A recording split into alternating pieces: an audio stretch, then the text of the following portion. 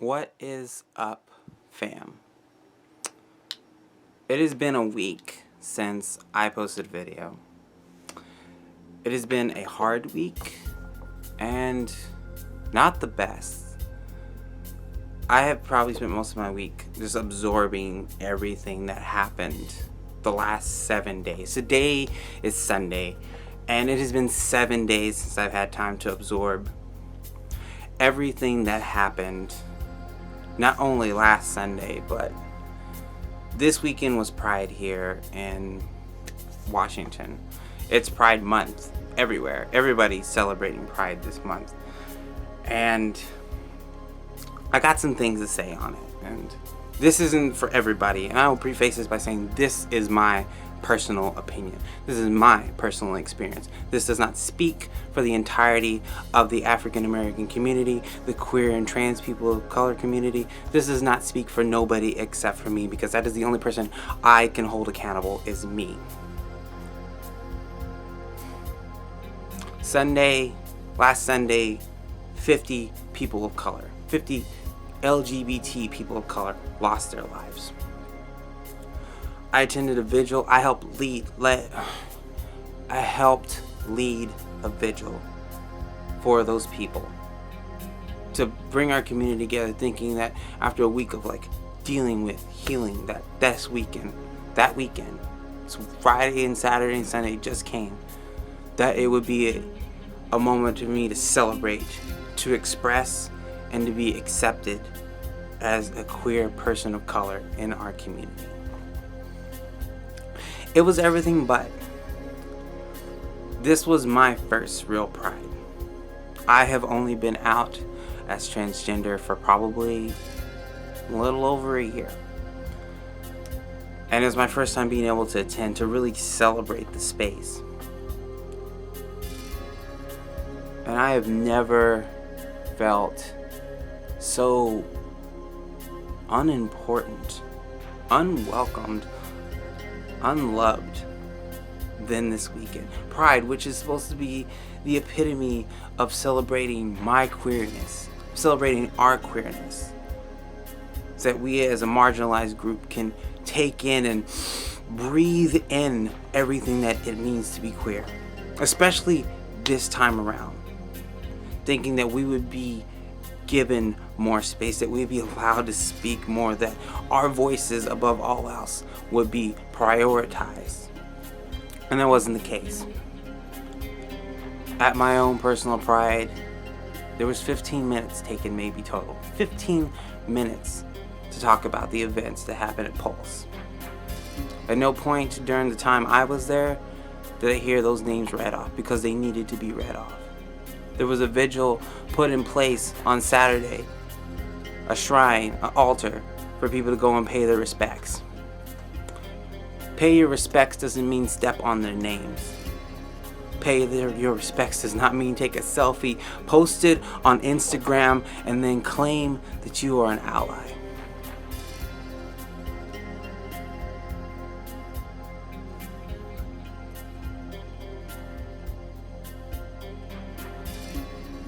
I was there for most of the weekend. And for me, Pride felt like a zoo.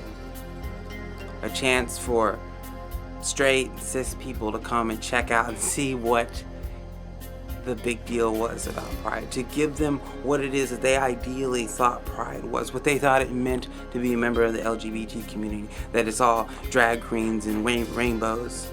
But it's not. There were people still actively hurting. There were guns there.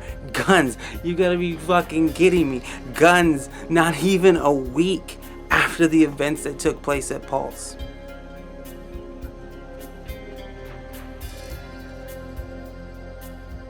Police presence making people uncomfortable, being that there's a long history of violence amongst people of color in this community and in other communities. That there wasn't more brown voices, there weren't more people up there talking, not given more space to talk, that we were allowed to have straight people come up and take up space on our day, on our stage. People who do not identify but are allies, because it's not about the allies.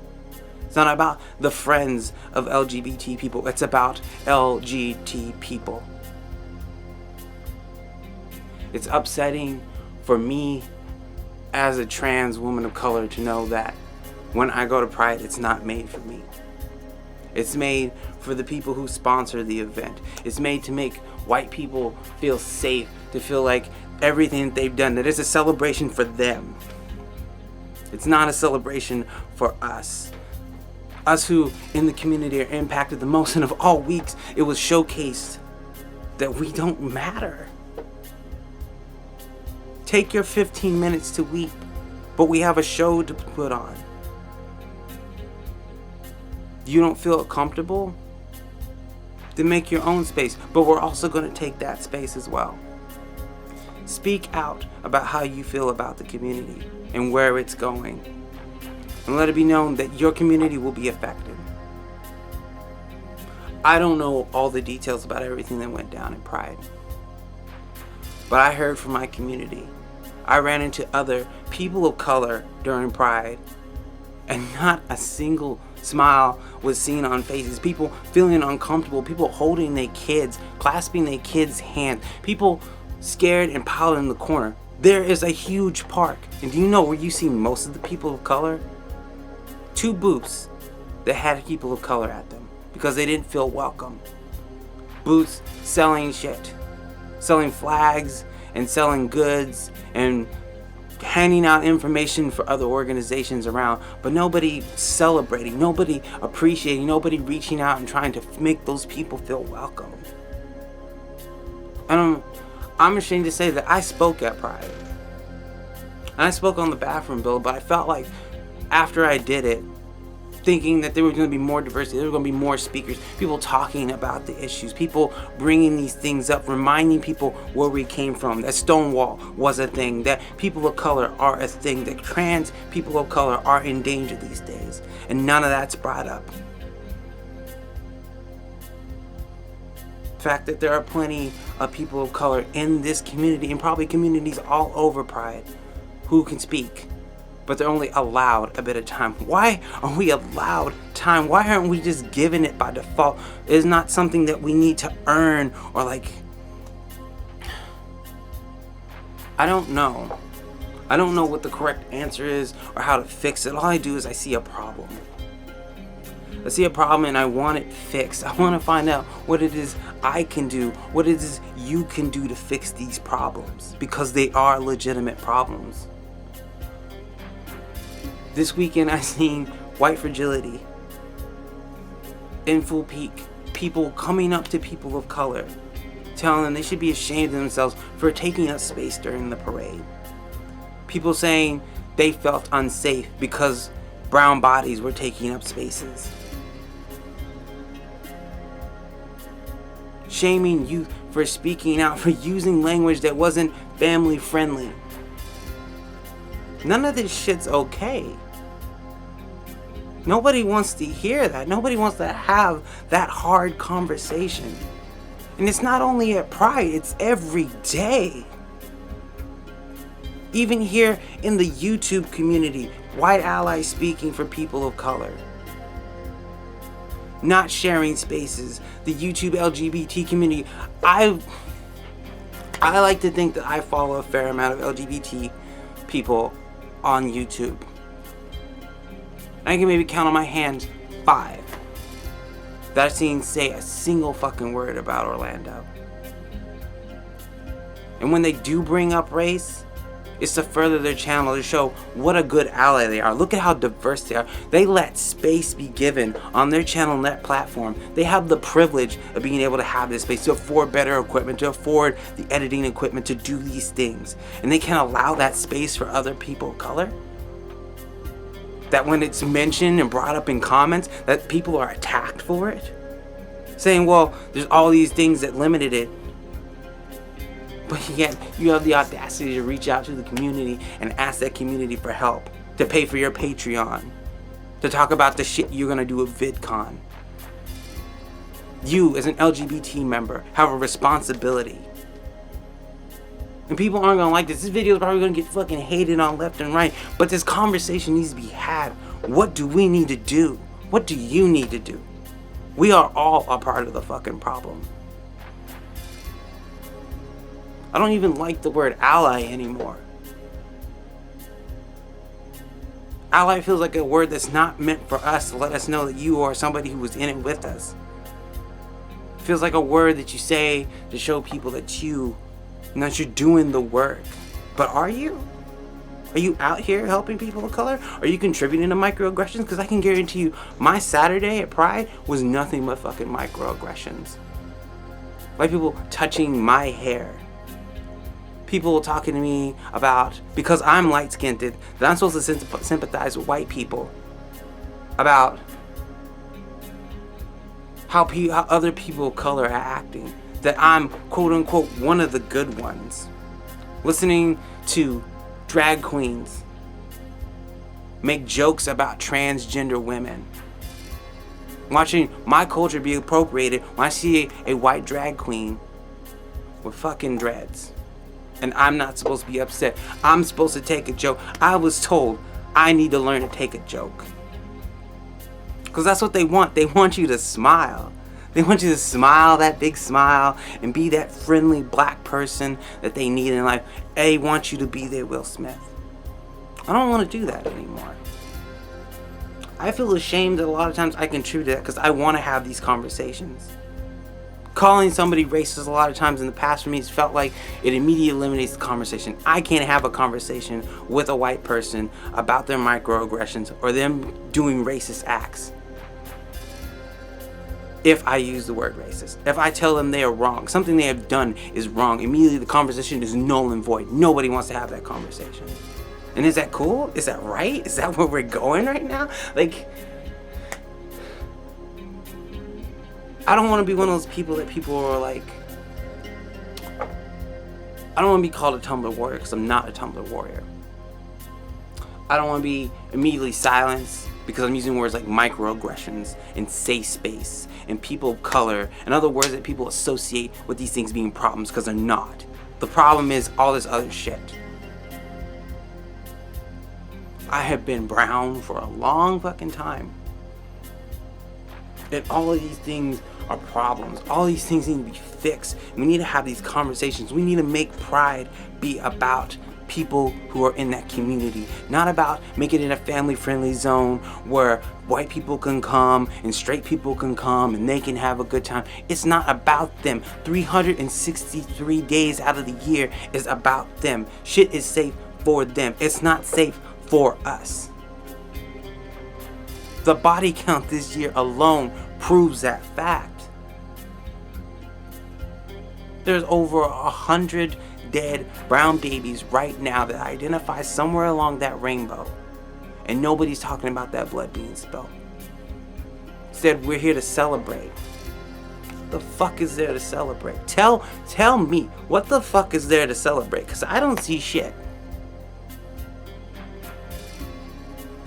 That the mere fact I'm alive is like is the best reason to celebrate. I shouldn't have to celebrate that I'm alive. That should be a fucking given. I shouldn't have to, when I get pulled over by the cops, I shouldn't have to have the conversation, well, I wonder what's gonna happen. Am I gonna be discriminated against because I'm black? Am I gonna be called sir because my voice isn't super feminine? If I do get arrested, am I going to boy jail or am I going to girl jail?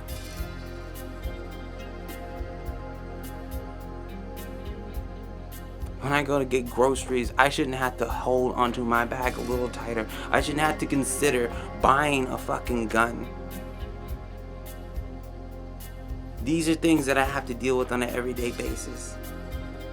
I went to Pride hoping to get some family, to get that feeling that I need.